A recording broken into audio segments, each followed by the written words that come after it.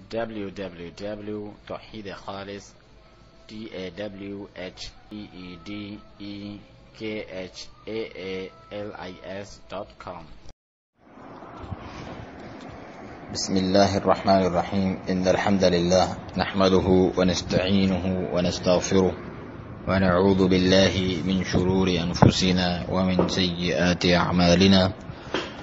من يهده الله فلا مضل له ومن يضلل فلا هادي له، وأشهد أن لا إله إلا الله وحده لا شريك له، وأشهد أن محمدا عبده ورسوله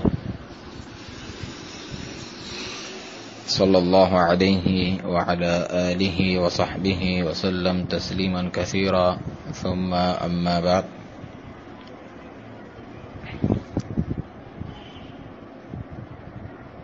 نفحات الہدی والایمان من مجالس القرآن، جو کہ تعریف ہے شیخ ربیع بن ہادی المدخلی حفظہ اللہ کی. اس کا معنی ہے کہ قرآن کریم کی مجالس میں سے ہدایت اور ایمان کی خوشبوؤں کے جھونکے. اس کتاب کے تعلق سے جو ناشر ہیں وہ یہ بیان کرتے ہیں، اور ہم نے اس کا انتخاب رمضان المبارک کی مناسبت سے کیا ہے کہ اس میں یہ قرآن کا مہینہ ہے اور اسے پڑھا اور سمجھا جاتا ہے کثرت کے ساتھ. تو فرماتے ہیں کہ ہمارے الشیخ ربیع بن ہادی المدخلی حفظہ اللہ اس سنت پر عمل کرتے ہیں، قرآن کریم پڑھنا، سیکھنا، سکھانا. چنانچہ رمضان المبارک سن 1430 ہجری میں آپ نے یہ دروس ارشاد فرمایا اپنے گھر میں، جو کہ اہل علم اور طلاب العلم سے مختلف دنیا کے گوشوں سے آئے ہوئے اہل علم اور طلاب سے بھرا رہتا ہے. اللہ آپ کی حفاظت فرمائے.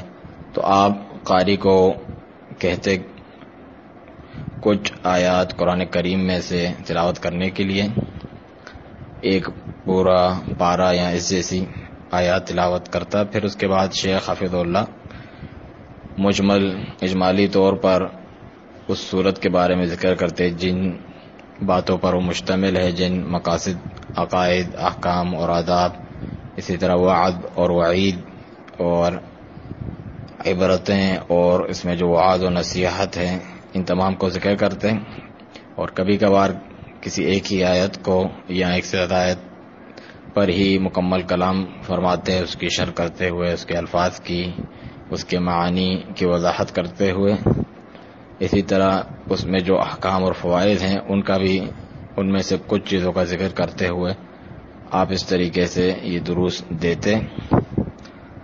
اور حسب مناسبت بعض جو عقائد اور مناہج اور اعمال اور اخلاق میں مخالفات پائی جاتی ہیں ان کا بھی ذکر کرتے، اس سے تحذیر کرتے، ان سے ڈراتے، خبردار کرتے اور رہنمائی فرماتے، اور صحیح سمت کی جانب لوگوں کی رہنمائی فرماتے، ان کی نصیحت چاہتے ہوئے. تو یہ جو مجالس ہیں یہ 28 مجلسیں تھیں، جو کہ قریب ہے کہ پورے قرآن کریم پر مشتمل تھی، یعنی تقریباً مکمل قرآن کا خلاصے کے طور پر اور اجمالی طور پر آپ نے جتنا مناسب سمجھا اس کی شرح کی. سورۃ البقرہ سے شروع کر کے سورۃ القیامہ تک آپ نے ان دروس کے سلسلے میں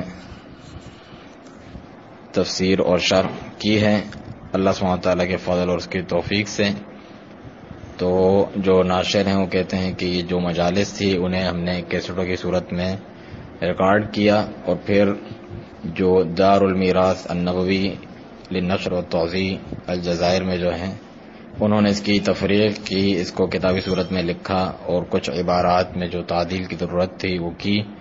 پھر جو احادیث آثار تھے ان کے مصادر کی طرف اس کی تخریج کی. اس کے بعد شیخ حفظہ اللہ پر اسے پیش کیا تاکہ آپ اسے دیکھ لیں، اس کی نظر ثانی کریں، اور آخر کار اسے ایک کتابی صورت میں مرتب کر کے ان مجالس کو اسی عنوان کے ساتھ کتابی صورت دی گئی کہ نفحات الہدی والایمان من مجالس القرآن. تو ہم شروع کرتے ہیں انشاءاللہ. پہلی جو مجلس ہے اس میں سورۃ البقرہ کی آیت 142 سے لے کر 252 تک تلاوت کی گئی. تو پھر اس میں سے جو میسر ہوا شیخ حفظ اللہ اس کی شرح کرتے ہوئے فرماتے ہیں کہ الحمدللہ والصلاة والسلام علی رسول اللہ وعلی آلہ وصحبہ ومن اتبع ہداہ. اما بعد. سورۃ البقرہ شیخ ربیع حفظ اللہ فرماتے ہیں کہ سورۃ البقرہ مشتمل ہے اصول ایمان اور احکام پر. یہ جو سورت ہے بہت عظیم سورت ہے جو کہ احکام اور عقائد پر مشتمل ہے. اسی طرح اوامر اور نواہی اور جو شرعی احکام ہیں تشریعات ہیں، تحلیل الحلال اور تحریم الحرام یعنی حلال اور حرام کے بارے میں ذکر کیا گیا ہے، اور طلاق کی کیا شروط ہے اور اس سے متعلقہ جو چیزیں ہیں، اور اس سے پہلے حج کا ذکر ہے، جہاد کا ذکر ہے. چنانچہ یہ جو امور ہم نے ذکر کیے شروع میں یعنی عقائد اور ایمان، اس کا ذکر اللہ تعالیٰ نے ان آیات میں فرمایا. لیس البر ان تولوا وجوہکم قبل المشرق والمغرب. نیکی یہی نہیں کہ بس تم اپنے چہروں کو مشرق یا مغرب کی طرف کر لو، ان کی جانب متوجہ ہو جاؤ. ولکن البر من، لیکن نیکی یہ ہے اصل نیکی، من آمن باللہ والیوم الآخر والملائکۃ والکتاب والنبیین، کہ جو ایمان لائے اللہ تعالیٰ پر، یوم آخرت پر، فرشتوں، کتابوں اور نبیوں پر. وآت المال علی حبہ، اور مال کو وہ دے اس کی محبت کے باوجود. ذوی القربى والیتامى والمساکین وابن السبیل والسائلین وفی الرقاب، قرابت داروں کو، یتیموں کو، مساکین کو، مسافروں کو اور سائلین کو،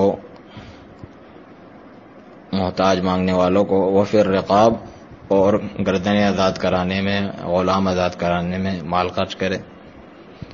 اقام الصلاۃ وآت الزکاۃ، اور نماز قائم کرنا اور زکوٰۃ ادا کرنا. والموفون بعہدہم اذا عاہدوا، اور جو اپنے عہد سے وفا کرتے ہیں جب وہ عہد کرتے ہیں.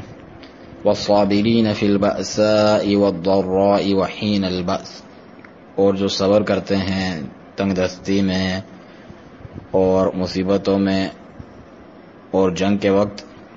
اولئک الذین صدقوا، یہی لوگ سچے ہیں. واولئک هم المتقون، اور یہی لوگ متقی ہیں، پرہیزگار ہیں. چنانچہ اللہ تعالیٰ نے یہاں پر دل کے اعمال ذکر کیے اور بتائے کہ یہ ایمان میں سے ہیں، اور عقائد کو ذکر کیا. اسی طرح جو اعضاء اور جوارح کے اعمال ہیں انہیں بھی ذکر کیا. اور بلا شبہ جو ایمان ہے وہ قول، عمل اور اعتقاد کا نام ہے. اللہ تبارک و تعالیٰ کا فرمان ہے لیس البر ان تولوا وجوہکم قبل المشرق والمغرب ولکن البر من آمن باللہ.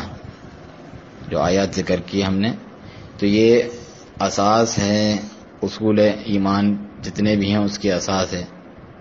اللہ تعالیٰ پر ایمان لانا، اس کی توحید، عبادت کو اس کے لیے خالص کرنا، اور ایمان لانا اس کے اسماء اور صفات پر سبحانہ وتعالیٰ کے، اور اس کی عبادت کرنا اس شریعت کے ساتھ جو اس نے مشروع کی ہے. ساتھ ہی ساتھ اس شرک سے اجتناب کرنا جو کہ اس ایمان کے اور اس توحید الہی کے منافی ہے. لازم ہے کہ اللہ تعالیٰ پر ایمان لایا جائے. ان تمام چیزوں میں جو اس موضوع کے تحت آتی ہیں، ایمان باللہ کے تحت جتنی بھی چیزیں آتی ہیں ان تمام پر ایمان لانا ضروری ہے. یعنی اللہ سبحانہ تعالیٰ کے وجود پر، اس کے اسماء اور صفات پر، اور یہ کہ وہ بلا شبہ سمیع و بصیر ہے، سنتا ہے، دیکھتا ہے، علیم و قدیر ہے، علم رکھتا ہے، قدرت رکھتا ہے، اور وہ اپنے عرش پر مستوی اور بلند ہے. جس طرح اس کی شان کے لائق ہے، اور وہ نازل ہوتا ہے آسمان دنیا پر جس طرح اس کی شان کے لائق ہے، اور آخر تک جتنی بھی صفات کتاب اللہ اور سنت رسول اللہ صلی اللہ علیہ وسلم میں وارد ہوئی ہیں ان پر ایمان لایا جائے. یہ اللہ سبحانہ تعالیٰ پر ایمان لانے اور اس کے تحت جتنی بھی چیزیں آتی ہیں اس میں شامل ہے. اسی طرح آخرت پر ایمان لانا اور اس کے اندر جو باتیں جن چیزوں پر مشتمل ہے آخرت پر ایمان لانا، وہ آخری دن پر ایمان لانا کہ مرنے کے بعد زندہ کیا جائے گا اور جزا و سزا ہوگی. اسی طرح پل صراط ہوگا، جنت اور جہنم، اور جو کچھ اللہ سبحانہ تعالیٰ نے جو ہے نعمتوں بھری جنت تیار کر رکھی ہے جس میں باغات ہیں، نہریں ہیں، جس طرح اللہ سبحانہ تعالیٰ نے بہت ساری آیات میں اس کا ذکر کیا ہے.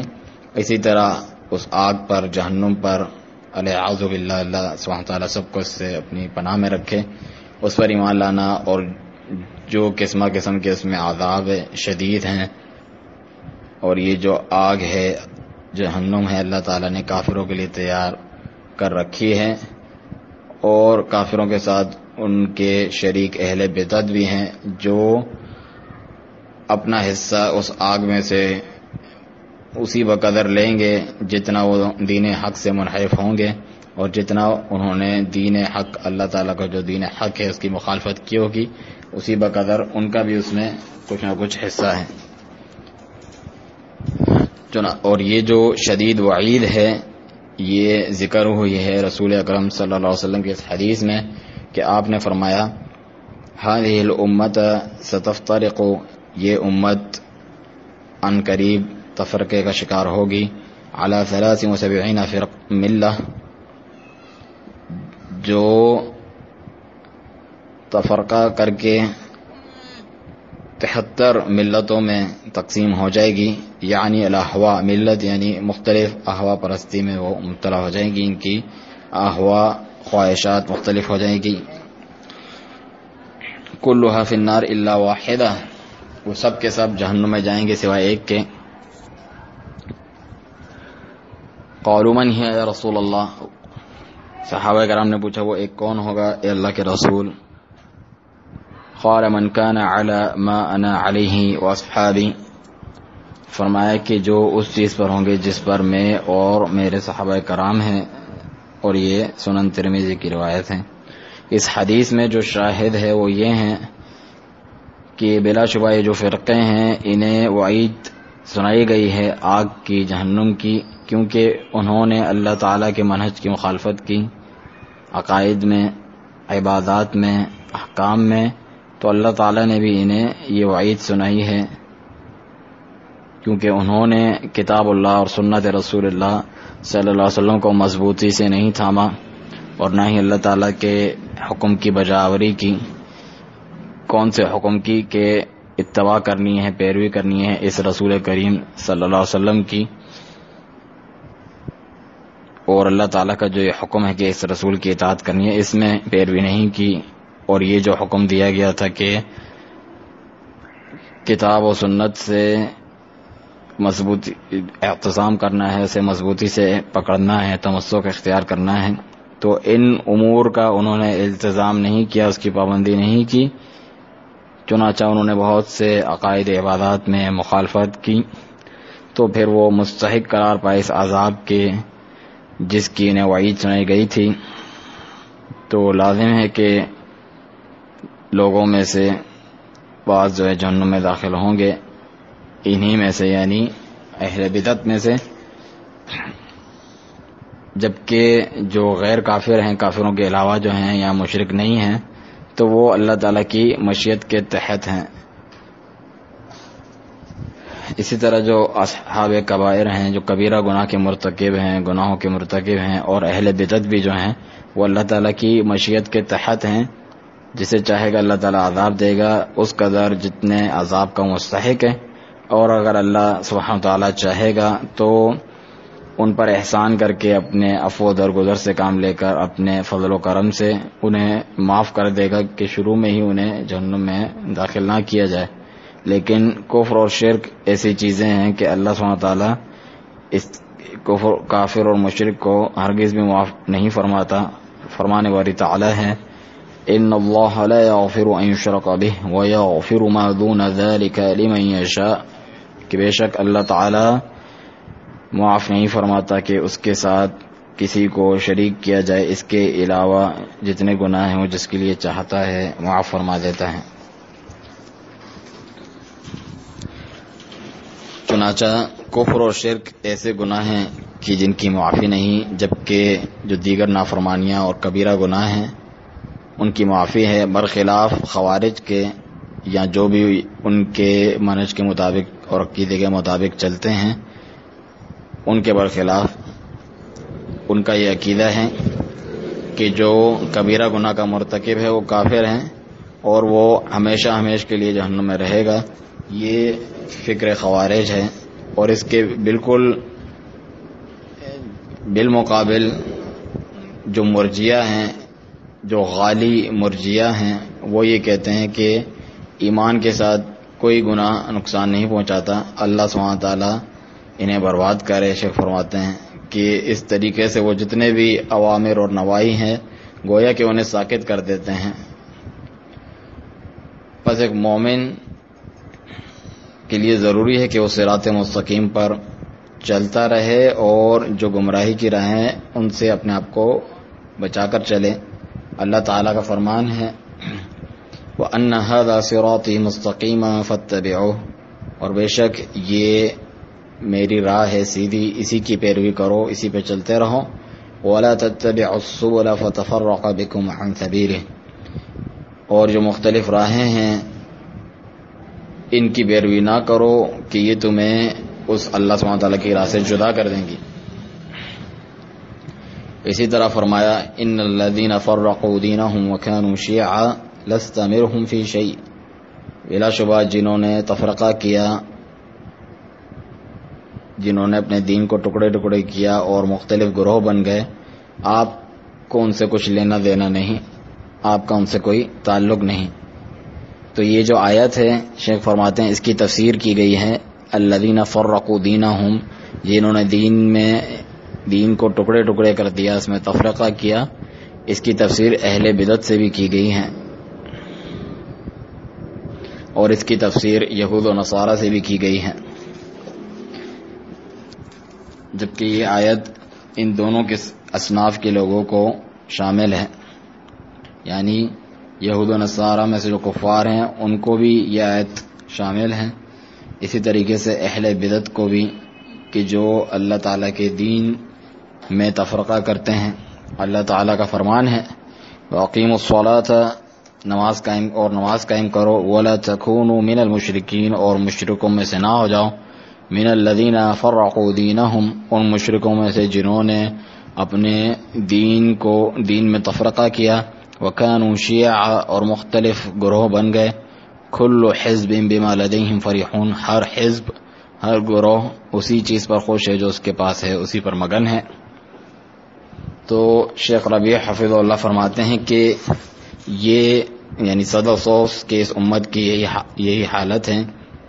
اللہ کی کتاب بالکل واضح ہیں، اس کی آیات بالکل واضح اور روشن اور منور ہیں. رسول اکرم صلی اللہ علیہ وسلم نے فرمایا، جیسا کہ مسند احمد وغیرہ کی روایت ہے، ترکتکم علی البیضاء لیلوہا کنہارہا، میں نے تمہیں دین کی ایسی روشن شارع پہ چھوڑا ہے کہ جس کی راتیں بھی دن کی طرح روشن ہے. لا یزیغ عنہا الا ہالک، اس سے گمراہ نہیں ہو سکتا مگر صرف وہ جس کی ہلاکت مقدر ہو، ہلاک ہونے والا شخص ہو.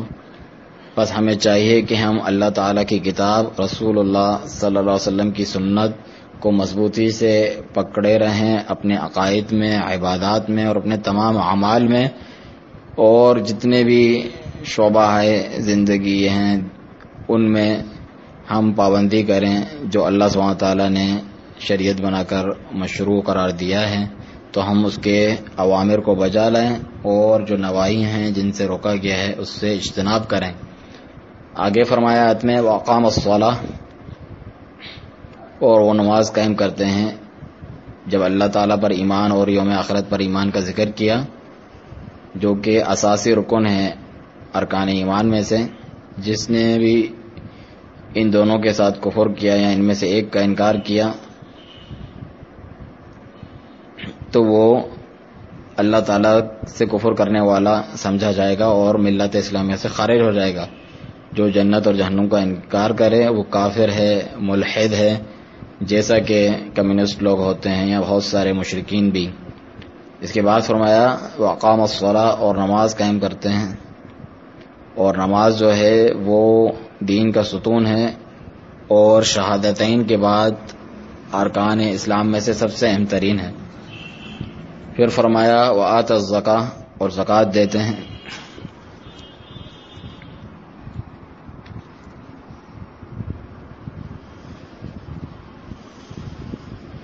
یہ تیسرا رکن ہے ارکان اسلام میں سے.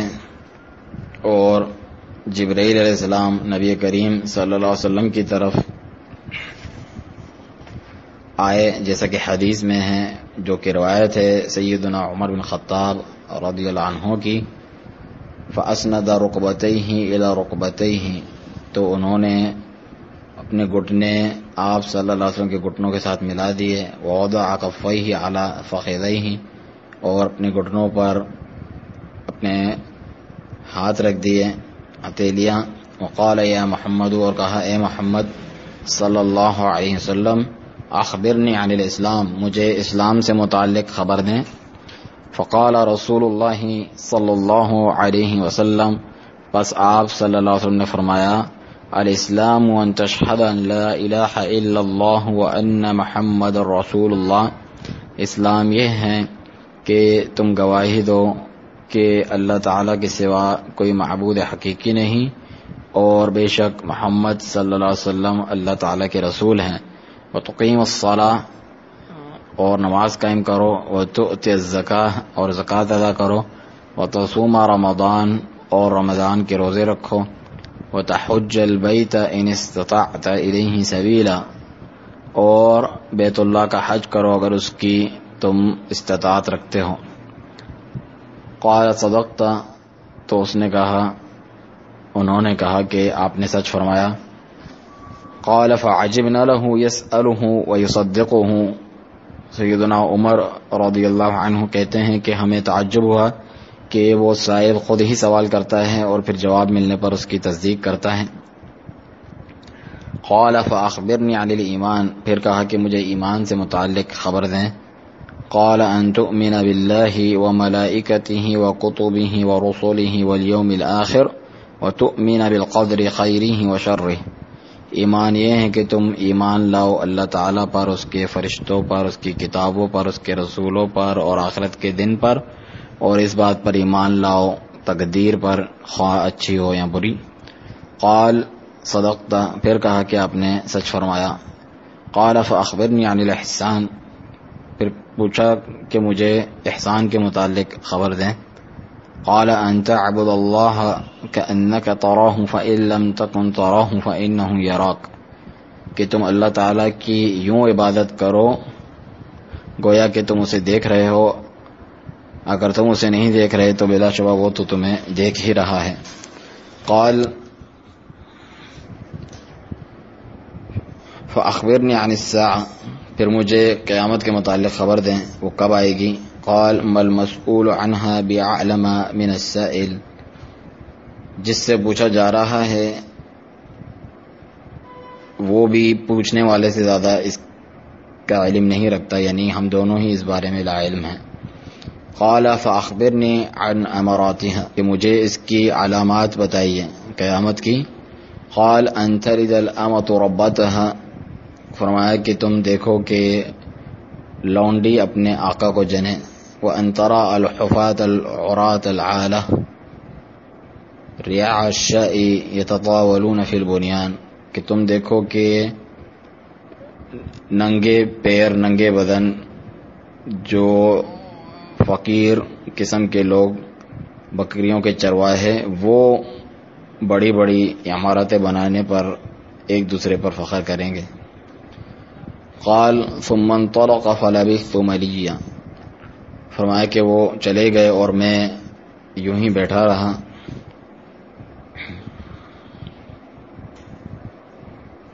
ثم قال لي، پھر رسول اکرم صلی اللہ علیہ وسلم نے مجھ سے فرمایا، یا عمر اتدری من السائل، کیا تم جانتے ہو کہ وہ سائل کون تھا؟ قلت اللہ ورسولہ عالم، میں نے کہا اللہ تعالیٰ اور اس کا رسول ہی بہتر جانے. قال فإنه جبریل آتاکم یعلمکم دینکم، فرمایا کہ بلا شبہ وہ جبریل علیہ السلام تھے جو آئے تھے تمہارے پاس تمہیں تمہارا دین سکھلانے کے لیے. اور یہ صحیح مسلم کی روایت ہے. چنانچہ اس حدیث میں ارکان اسلام ذکر کیے گئے، یعنی ارکان اسلام سے متعلق جب پوچھا گیا تو بتایا، ارکان ایمان سے متعلق جب پوچھا گیا تو بتایا کہ ایمان لاؤ اللہ تعالیٰ پر، فرشتوں پر، اس کی کتابوں، رسولوں، یوم آخرت پر اور اچھی بری تقدیر پر. پھر احسان سے متعلق پوچھا گیا جو کہ دین کے سب سے اعلیٰ ترین مراتب میں سے ہیں، سب سے اعلیٰ ترین مرتبہ ہے. تو اس کے جواب میں یہ فرمایا کہ اللہ تعالیٰ کی عبادت یوں کرو گویا کہ تم اسے دیکھ رہے ہو، اور اگر تم اسے نہیں دیکھ رہے وہ تو یقیناً تمہیں دیکھ رہا ہے. تو یہ اخلاص کی انتہا ہے. اللہ تعالیٰ ہمیں دیکھ رہا ہے، یہ جو عقیدہ ہے اس مراقبت اللہ، اس کی انتہا ہے کہ اللہ تعالیٰ رقیب ہے ہمارے اعمال پر، ان کو دیکھ رہا ہے، ان کا احاطہ کیے ہوئے ہیں اور جانتا ہے. وہ جو انسان کے سینے اور دل میں جو خیالات ابھرتے ہیں، اس کی جو حرکت اور اضطراب ہوتا ہے اسے بھی جانتا ہے، اس کے اخلاص اور اس کی سچائی اور صداقت کو بھی. تو ایک بندے کو چاہیے کہ وہ اللہ تبارک و تعالیٰ کے لیے مخلص ہو جائے، اپنی عبادت میں دوسری چیزوں میں مشغول نہ ہو، بلکہ وہ یہ شعور دل میں پیدا کرے کہ وہ اپنے رب سے مناجات کر رہا ہے، اس سے سرگوشی کر رہا ہے، اس رب سے جو آسمانوں اور زمین کا رب ہے. یہ ہے احسان کا مقام، جو کہ ایک عظیم مقام ہے اور دین کا اعلیٰ ترین مرتبہ ہے. پھر آپ سے قیامت کی نشانیوں کے متعلق پوچھا گیا تو آپ نے یہی فرمایا کہ جو پوچھ رہا ہے مجھ سے، یعنی جتنا اسے علم نہیں ہے تو مجھے بھی اس کا علم نہیں ہے. پھر اس کی نشانیوں سے متعلق پوچھا تو آپ صلی اللہ علیہ وسلم نے فرمایا کہ لونڈی اپنے آقا کو جنے گی اور تم ننگے بدن، ننگے پیر اور غریب چرواہوں کو دیکھو گے کہ وہ بڑی بڑی عمارتیں، بلڈنگیں بنانے پر باہمی فخر کریں گے ایک دوسرے پر.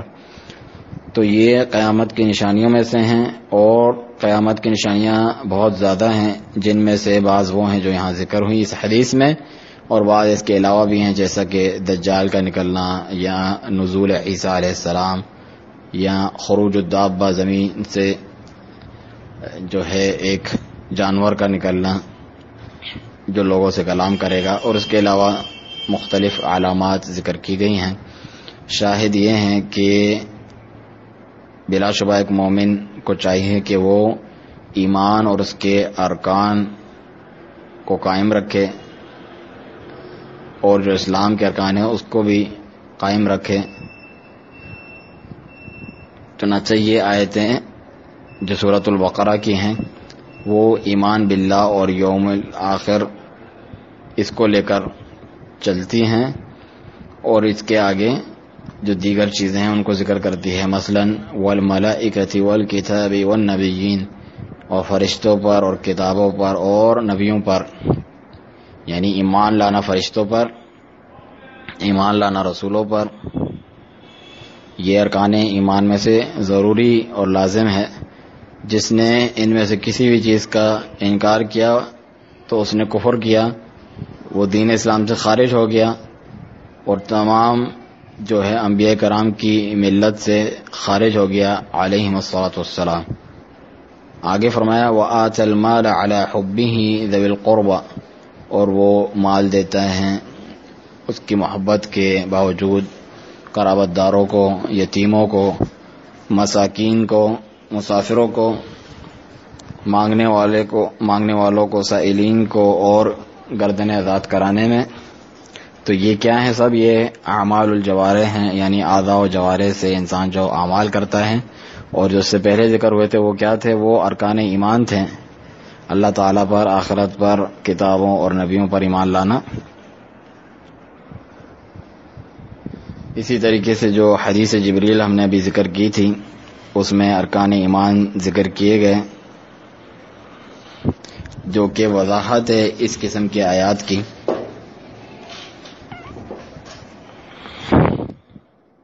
اور اس کے علاوہ جو چیزیں بھی ذکر کی گئی اس میں کہ نماز قائم کی جائے، زکوٰۃ ادا کی جائے، اور جیسے دیگر امور کا ذکر کیا گیا.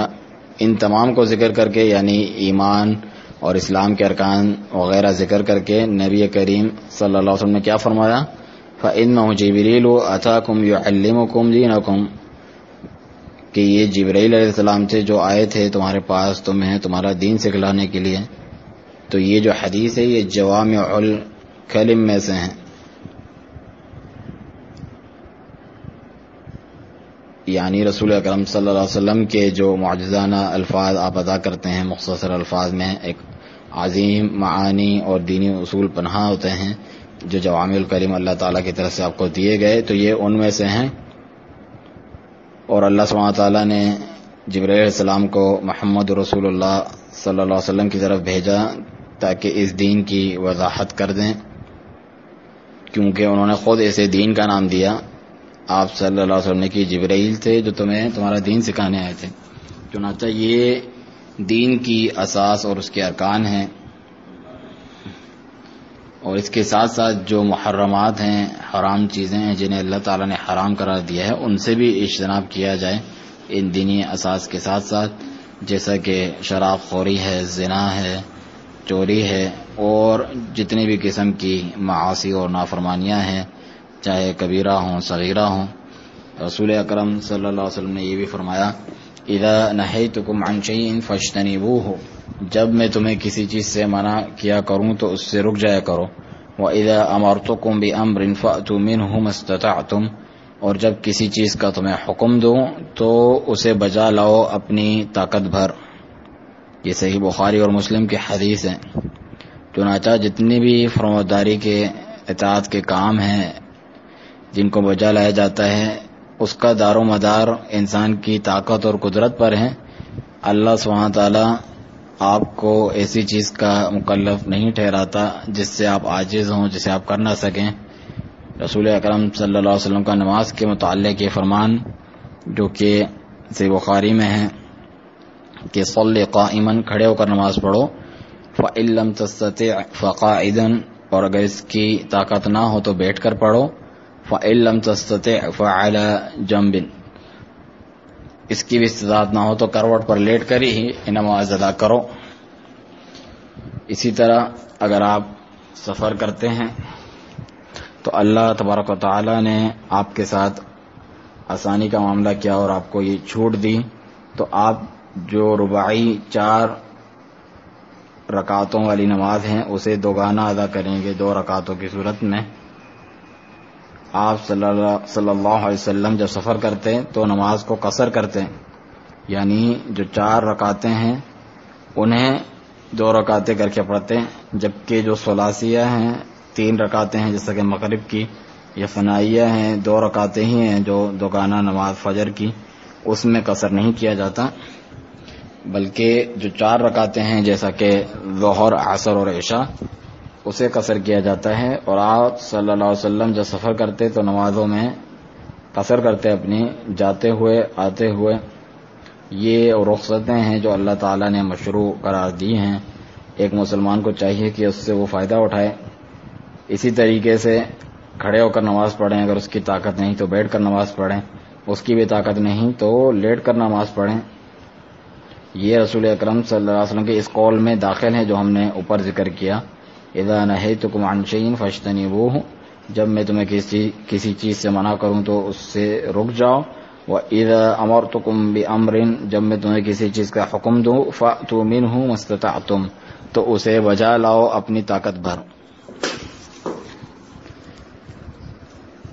اللہ سبحانہ تعالیٰ کا بھی فرمان ہے سورۃ البقرہ کے آخر میں ہی، لا یکلف اللہ نفسا الا وسعها، اللہ تعالیٰ کسی جان پر اس کی وسعت سے زیادہ بوجھ نہیں ڈالتا، تکلیف نہیں دیتا. لہا ما کسبت وعلیہا ما اکتسبت،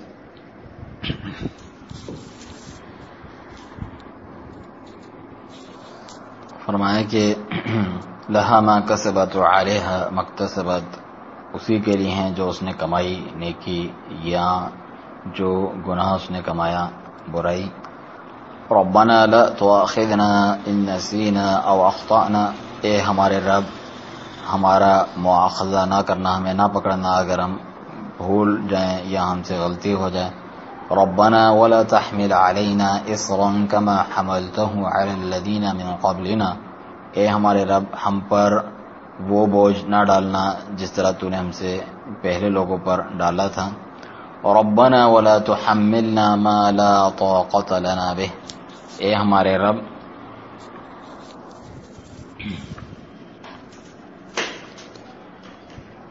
ہم پر وہ بوجھ بھی نہ ڈالنا جس کی ہم میں طاقت نہ ہو. واعف عنا، ہم سے درگزر فرما، ہمیں معاف فرما. واغفر لنا، ہماری مغفرت فرما. وارحمنا، اور ہم پہ رحم فرما. انت مولانا، تو ہمارا مولا مددگار ہے. فانصرنا علی القوم الکافرین، پس ہمیں نصرت دے، ہماری مدد فرما کافر قوم کے اوپر. تو اللہ تبارک تعالیٰ نے خبر دی کہ بلا شبہ وہ کسی نفس کو اس کی وسعت سے، اس کی طاقت سے زیادہ تکلیف نہیں دیتا، اور ہمیں یہ تعلیم دی کہ ہم یہ دعا پڑھیں کہ ہم پر وہ بوجھ نہ ڈالا جائے جس کی ہم میں طاقت نہ ہو، سکت نہ ہو. تو یہ دین اسلام کی آسانیوں میں سے ہیں، اس کے امتیازات میں سے ہیں کہ انسان کو مکلف نہیں ٹھہراتا مگر صرف اسی چیز کا جس کی اس میں طاقت ہو. تو ایک مومن کو چاہیے کہ وہ اللہ تعالیٰ سے ڈرے،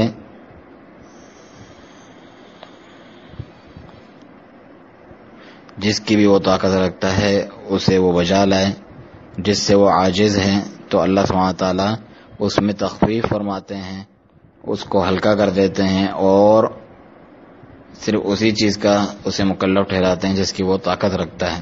اگر آپ مسافر ہیں تو آپ چاہیں تو روزہ رکھیں یا چاہے تو افطار کریں، روزہ نہ رکھیں، لیکن آپ کو بعد میں اس کی قضا دینی ہوگی. رسول اکرم صلی اللہ علیہ وسلم سفر فرماتے اور آپ کے صحابہ کرام رمضان میں بعض ان میں سے روزہ رکھتے تھے اور بعض روزہ نہیں رکھتے تھے. تو جو روزہ رکھنے والے تھے وہ روزہ نہ رکھنے والوں پر انکار نہیں کرتے، انہیں طعنہ نہیں دیتے، اور نہ ہی جو روزے نہ رکھنے والے ہیں وہ روزے رکھنے والوں کو کوئی عیب لگاتے، وہ بھی انہیں کچھ نہ کہتے.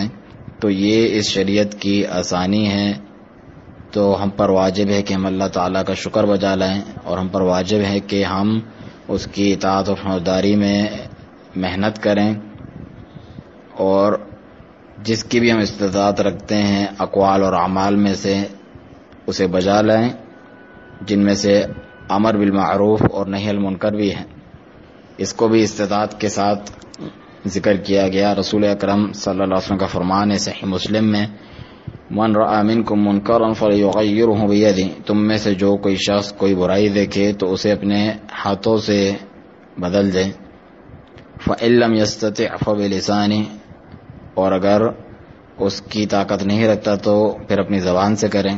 فإن لم یستطع فبقلبہ، اس کی بھی اگر طاقت نہیں رکھتا تو اپنے دل میں اسے برا جانے. وذالک اضعف الایمان، اور یہ سب سے کمزور ترین ایمان ہے کہ دل میں کم از کم اسے برا جانے.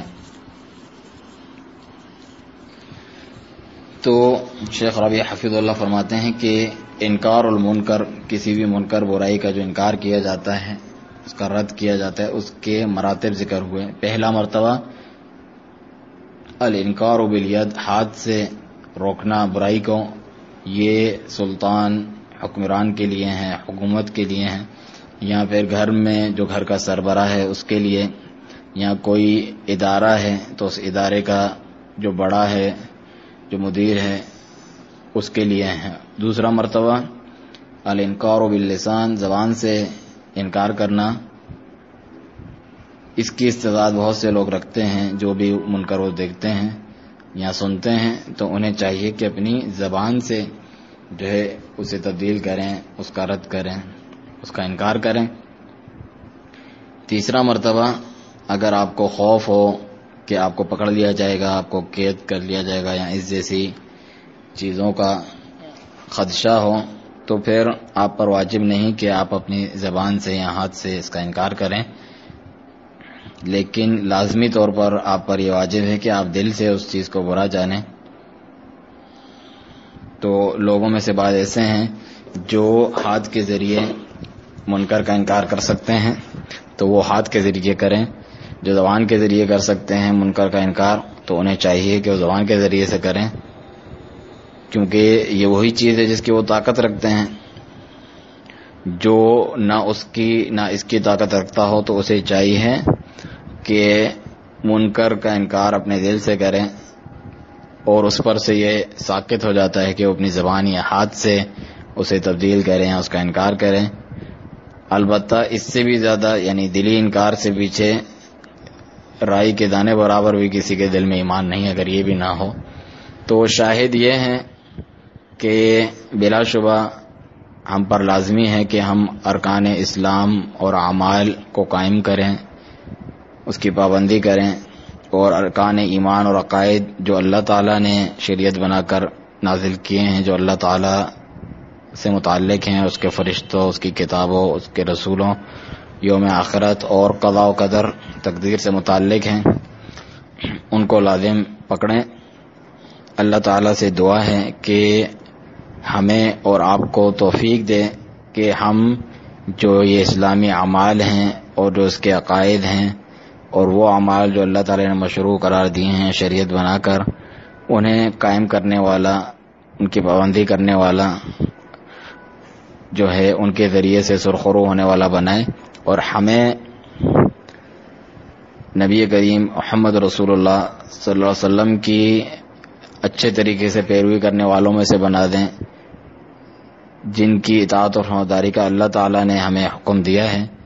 اور ہمیں ہر قسم کے جو اہل ضلال ہیں، جو گمراہ لوگ ہیں اور جو مستحق ہیں جہنم میں جانے کے، ان کے طریقوں پر چلنے سے ہمیں بچائے، محفوظ رکھے.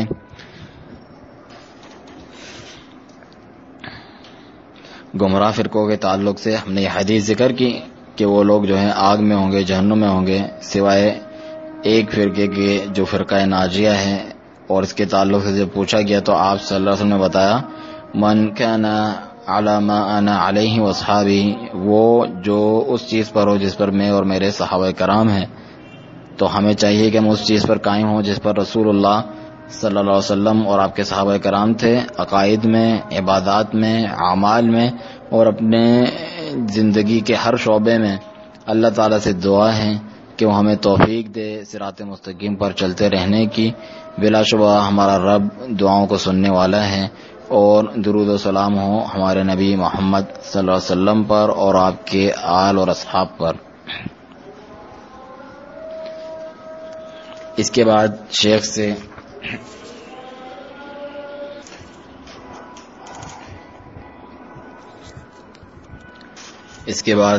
کچھ سوال جواب کیے گئے. آپ سے سوال ہوا کہ امام الطحاوی رحمہ اللہ کے اس قول کا کیا معنی ہے کہ الایمان واحد واہلہ فی اصلہ سوا، کہ ایمان ایک ہوتا ہے اور اس کے جو اہل ہیں، اہل ایمان، اس کے اصل میں برابر ہیں، اس کے جو اصل ہیں اس میں برابر ہیں. تو شیخ ربیع حفظ اللہ اس کے جواب میں فرماتے ہیں کہ واللہ میرا یہ گمان ہے کہ اس عبارت کا کچھ تعلق ہے ارجاء کے ساتھ، کیونکہ ایمان کے تو اصول ہوتے ہیں، اس کے فروع ہوتے ہیں، اور لوگ جو ہیں ایمان کے تعلق سے ان میں باہمی تفاوت ہوتا ہے، یعنی کم اور زیادہ ہوتے ہیں ان کی منزلت کے اعتبار سے، ایک لیول پہ نہیں ہوتے، بہت زیادہ ان میں فرق ہوتا ہے. تو یہ جو امام الطحاوی کا قول ہے یہ مرجئہ کی جو ایمان کی تعریف ہے اس کے ہی گرد گردش کرتا ہے، یعنی مرجیہ کہتے ہیں کہ ایمان تصدیق کا نام ہے، یعنی تمام کے تمام لوگ مشترک ہیں، اس میں برابر ہیں ان کے نزدیک جو اعمال میں ایک دوسرے میں فرق ہوتا ہے لوگوں کی جو ہے منزلت میں، وہ نہیں مانتے، اور اپنے اس قول کے ذریعے وہ اہل سنت کی مخالفت کرتے ہیں، کیونکہ اہل سنت کے نزدیک ایمان قول، عمل اور اعتقاد کا نام ہے، جو یزید بالطاعہ وینقص بالمعصیہ، جو اطاعت فرماداری سے بڑھتا ہے اور معصیت نافرمانی سے کم ہوتا ہے، اور لوگ ایمان کے تعلق سے ان میں تفاوت ہوتا ہے، ان کی منزلت میں کمی زیادتی ہوتی ہے، اور بعض سے افضل ہوتے ہیں، بعض سے کمتر ہوتے ہیں، لیکن جو مرجئۃ الفقہاء ہیں ان کے نزدیک ایمان قول باللسان و تصدیق بالقلب ہے، یعنی زبان سے اقرار کرنا اور دل سے تصدیق کرنا بس۔ امام الطحاوی فرماتے ہیں کہ ایمان کے جو اہل ہیں اس کی اصل میں برابر ہیں، یہ بات ان کی غلط ہے، کیونکہ صحیح بات یہ ہے کہ جو زبان سے قول ہے اور دل سے تصدیق ہے اس میں تو مشترک ہیں، لیکن ایمان سے ہی ایسے اعمال نکلتے اور پھوٹتے ہیں جو بہت زیادہ ہیں، جو کہ اعضاء و جوارح کے اعمال ہیں، دل کے اعمال ہیں، جن میں سے دل کے اعمال میں سے خوف ہے، امید ہے، محبت ہے، رغبت ہے، ڈر ہے، اللہ پر توکل بھروسہ کرنا ہے، یہ تمام چیزیں ایمان میں سے ہیں۔ چنانچہ جو اہل سنہ والجماعہ ہیں ان کے نزدیک ایمان قول و عمل اور اعتقاد کا نام ہے، جو کہ نیکی کرنے سے بڑھتا ہے اور گناہ کرنے سے کم ہوتا ہے، جبکہ جو مرجیہ غالی مرجیہ ہیں جن کو کرامیہ کہا جاتا ہے، وہ کہتے ہیں ایمان جو ہے وہ زبان سے بس کہہ دینے کا نام ہے، زبان سے تلفظ کا نام ہے، جبکہ جو دوسرے لوگ ہیں انہی میں سے جن کو جہمیہ کہا جاتا ہے ان کے نزدیک ایمان صرف معرفت کا نام ہے، اگر اس نے جان لیا اللہ تعالیٰ کو تو یہ اس کے لیے کافی ہے۔ ان کے مذہب کے مطابق تو ابلیس بھی مومن ہوا، اللہ تعالیٰ فرعون اور اس جیسوں کے متعلق کیا فرماتے ہیں، وَجَحَدُوا بِهَا وَاسْتَيْقَنَتْهَا أَنفُسُهُمْ، یعنی سورۃ النمل میں، کہ انہوں نے اس کا انکار کیا حالانکہ ان کے دل اس کو مان چکے تھے، یعنی انہیں یقین ہو چکا تھا کہ بلا شبہ اللہ تعالیٰ رب العالمین ہے اور تمام لوگوں کو پیدا کرنے والا ہے، اور وہ آسمانوں اور زمین کا رب ہے، اس پر وہ ایمان لائے، اس میں کوئی شک نہیں تھا انہیں، لیکن تکبر نے انہیں اس بات پر ابھارا کہ اس سے عناد کیا، انہوں نے تکبر کیا اور اس سے انکار کیا۔ تو جہمیہ مرجیہ میں سے جو جہمیہ لوگ ہیں ان کے مذہب کے مطابق تو فرعون، نمرود اور اس جیسے جو کفار ہیں، حتیٰ کہ وہ لوگ جو ربوبیت تک سے کفر کرتے ہیں وہ بھی ایمان میں داخل ہیں اور وہ بھی ان کے نزدیک مومنین ہیں، اور یہ بہت ہی کھلی گمراہی ہے۔ چنانچہ اہل سنت نے ان پر جو ہے سختی کی، ان کی تکفیر کی اس خبیث مذہب کی بنا پر، اور بعض مرجیہ اور جو دوسرے مرجیہ ہیں وہ مرجیۃ الفقہاء ہیں، جو امام ابو حنیفہ رحمہ اللہ کے اصحاب اور بعض ان کے شیوخ ہیں، وہ اہل سنہ کے ساتھ اس بات میں تو ہیں کہ ایمان زبان سے اقرار اور دل سے اعتقاد کا نام ہے، لیکن جو عمل ہے وہ ایمان میں سے نہیں ان کے نزدیک، لیکن اس چیز میں وہ اہل سنہ کے ساتھ ہیں کہ عمل بھی ضروری ہے، اور جو کوئی عمل نہیں کرتا جو اللہ تعالیٰ نے جن کا حکم دیا ہے تو وہ اپنے آپ کو عقوبت اور سزا کے لیے پیش کرتا ہے، گویا کہ یعنی اس کا مستحق بن سکتا ہے۔ چنانچہ اہل سنت کے نزدیک ایمان زبان سے اقرار، دل سے اعتقاد اور اپنے اعضاء و جوارح سے عمل کا نام ہے، اور اللہ تعالیٰ نے اسے بہت سی آیات میں ذکر کیا، مثلا سورۃ الانفال میں انما المؤمنون الذین اذا ذکر اللہ وجلت قلوبہم، مومنین تو وہی ہیں کہ جب ان کے سامنے اللہ تعالیٰ کا ذکر کیا جاتا ہے تو ان کے دل دہل جاتے ہیں. وَإِذَا تُلِيَتْ عَلَيْهِمْ آيَاتُهُ، اور جب اس کی آیات ان پر تلاوت کی جاتی ہیں، زادتہم ایمانا وعلی ربہم یتوکلون، تو وہ ان کے ایمان میں اضافہ کرتی ہیں اور وہ اپنے رب پر توکل اور بھروسہ کرتے ہیں. الذین یقیمون الصلاة ومما رزقناہم ينفقون، وہ لوگ کہ جو نماز قائم کرتے ہیں اور جو کچھ ہم نے انہیں دیا ہے اس میں سے ہماری راہ میں خرچ کرتے ہیں. چنانچہ یہاں پر اللہ تعالیٰ نے دلی اعمال کا ذکر کیا اور اعضاء و جوارح کے اعمال کا بھی ذکر کیا. چنانچہ جو اعضاء و جوارح کے اعمال ہیں وہ بھی ایمان میں سے ہیں، جبکہ یہ لوگ اس کا انکار کرتے ہیں، اور بعض تو اتنا مبالغہ کرتے ہیں کہ وہ دل کے اعمال کا ہی انکار کر دیتے ہیں.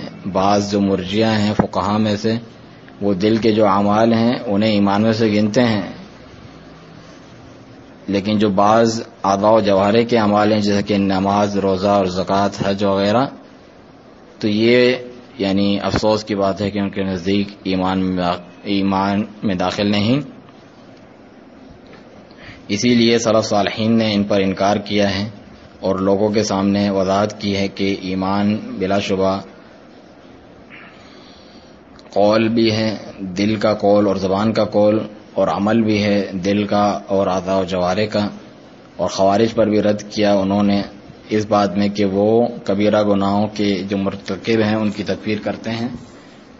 چنانچہ جو خوارج ہیں وہ اہل سنت کے ساتھ اس چیز میں ان کے ساتھ ہیں کہ بلا شبہ ایمان جو ہے قول اور عمل اور اعتقاد ہیں، لیکن اس صورت میں وہ ان کے مخالف ہیں کہ جو عمل میں کسی کوتاہی اور تقصیر کا شکار ہو تو وہ جیسا کہ کبیرہ گناہ کا جو مرتکب ہے وہ ان کے نزدیک کافر ہیں، حالانکہ اہل سنہ کے نزدیک یہ کافر نہیں ہے. اور اس بارے میں بہت سے نصوص ثابت ہیں، مثلا شفاعت سے متعلق احادیث اس بات پر دلالت کرتی ہیں کہ جو کبیرہ گناہ کے مرتکب ہیں وہ بھی آخرکار جہنم سے نکل آئیں گے، اور انہیں نکالنے والی چیز توحید ہی ہوگی اور ایمان ہی ہوگا. دوسرا سوال شیخ سے یہ کیا گیا، آپ کی سلفی نوجوانوں کے لیے کیا نصیحت ہے؟ شیخ فرماتے ہیں کہ ہم سلفیوں کو یہ نصیحت کرتے ہیں کہ وہ آپس میں پیار محبت سے رہیں اور اللہ تعالیٰ کی کتاب اور اس کے رسول صلی اللہ علیہ وسلم کی سنت کو مضبوطی سے پکڑیں، بھائی چارہ قائم کریں، جو کتاب اللہ اور سنت رسول اللہ صلی اللہ علیہ وسلم پر قائم ہو، عقائد میں، عبادات میں اور اعمال میں. اللہ تعالیٰ کے لیے بھائی بھائی بن جانا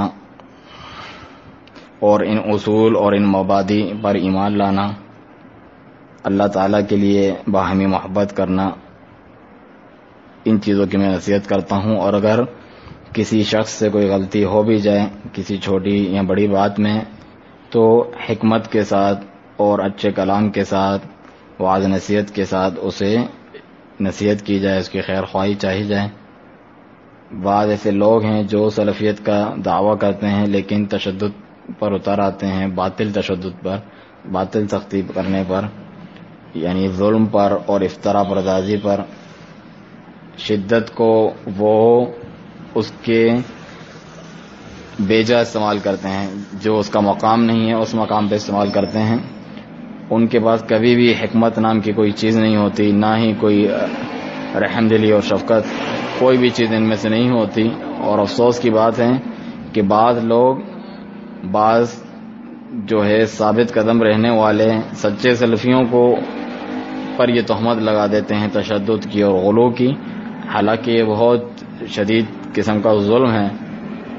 شیخ فرماتے ہیں کہ اللہ تعالیٰ کی قسم ہم تو اس کے خلاف لڑتے ہیں، اس شدت پسندی کے خلاف، خوارج کی شدت یا ایسے لوگوں کی شدت جن کی شدت خوارج کی شدت کی ہی طرح ہے. ہم تو ان پر انکار کرتے ہیں کہ یہ لوگ لوگوں کو دین سے متنفر کرنے والے ہیں اور سختی اور تشدد کرنے والے ہیں. ان پر بھی ہم انکار کرتے ہیں، اور ان کے برعکس جو ممیعین ہیں، جو بیجا نرمی استعمال کرتے ہیں،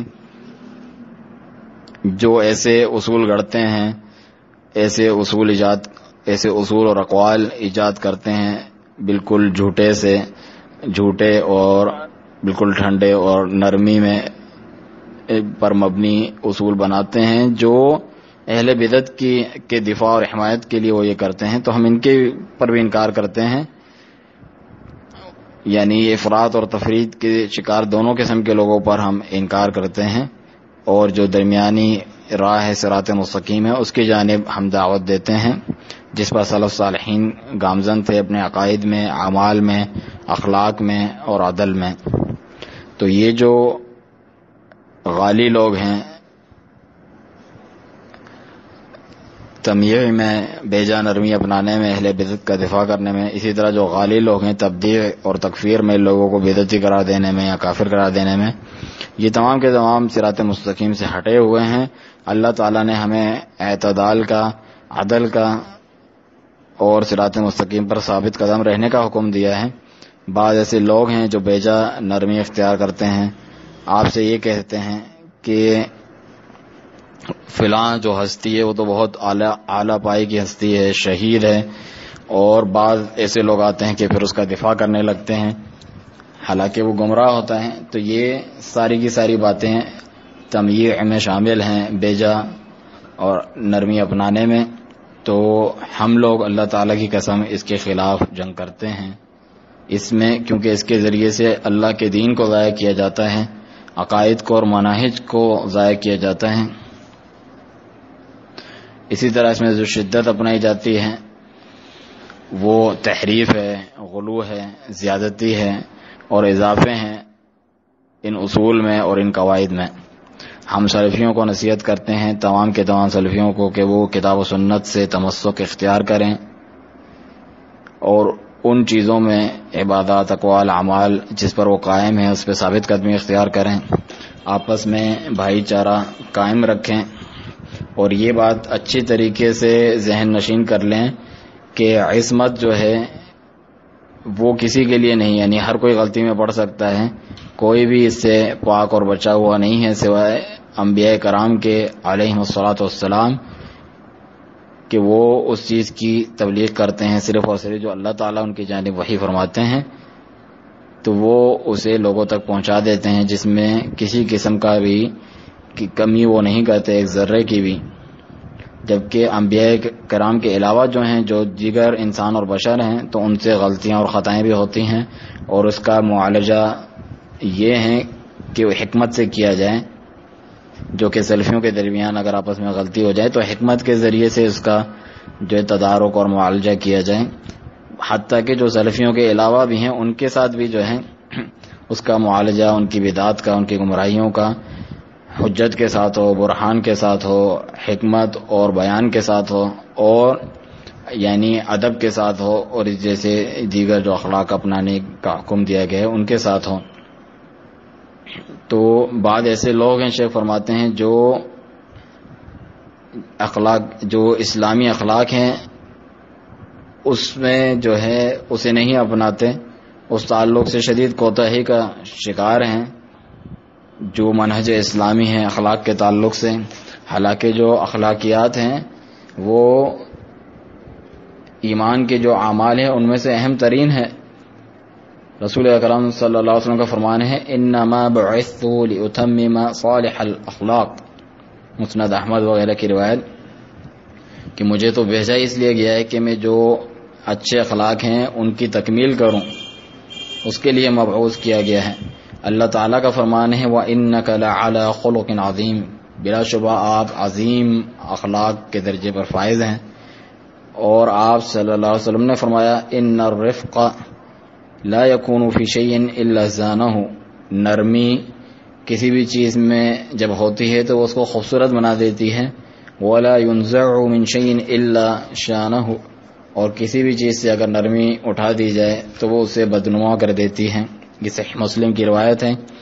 اسی طرح صحیح مسلم کی ایک اور روایت میں فرمایا، ان اللہ رفیق یحب الرفق، اللہ تعالیٰ خود بھی رفیق ہے اور رفق نرمی کو پسند فرماتا ہے.